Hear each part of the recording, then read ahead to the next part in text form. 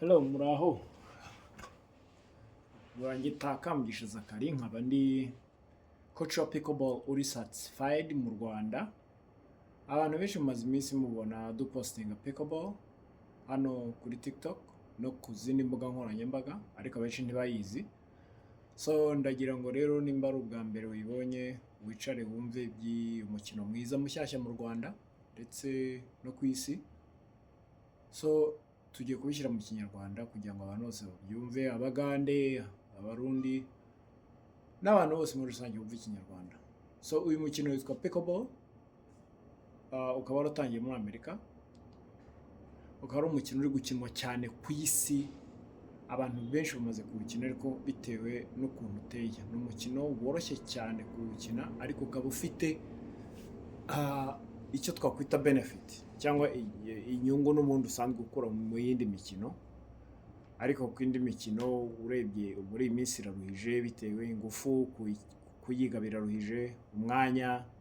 Uyu mukino rero nk'uko mubona umeze nka ping pong cyangwa tennis, ariko ugiye utandukaniyeho n'utuntu duto, uburyo ukinwamo, ibyo bawukinisha, ikibuga cyawo ni gito, urebye rakete yayo ni nini kuri ping pong ariko ikaba ntoya kuri tennis, kandi yo ntabwo ifite akayungerezo. Agapira ni agaplastike ariko gafitemo utuntu tw'utwenge. So ibyo byose rero bituma bihindura uburyo ukinwamo ugereranyije n'indi mikino, kuko umuntu awukinnye yikarumye, ni mwiza, uragushimisha uwukinnye uri kuwukina, kandi ingeri zose zirawukina kuva ku bana b'imyaka 5 kugeza ku bantu b'imyaka 90. Nicyo cyiza cyawo. Ikindi abantu bari kuwukundira nabonye ni uko nk'uko nabivuze ruguru, ufite benefits zose ziri mu mikino iyo ari yo yose, ariko kuwiga bikaba bisaba igihe gito cyane. Ku muntu ufata cyane byihuse, cyane cyane reka duhere ku bantu basanzwe bakina za tennis cyangwa za ping pong, kuwufata ni nk'iminota 30.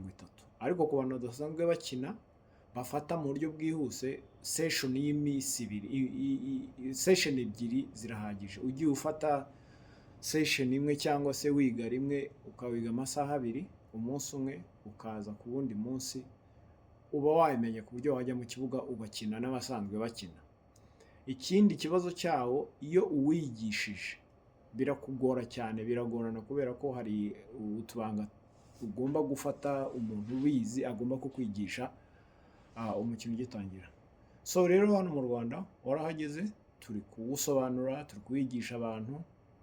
Niyo mpamvu mbafashe na decision yo gufata izi video. So mujye mumbaza nk'ibyo ufite nka benefit cyangwa icyo umarira umuntu mu buzima, mu mitekerereze, mu bikorwa bisanzwe, mbese uko siporo ifasha umuntu wari wese. Tuzagenda dukomeza tubisobanura ku tuvideo duto duto tuzajya tubereka. Wizere ko mukoze. Murakoze cyane.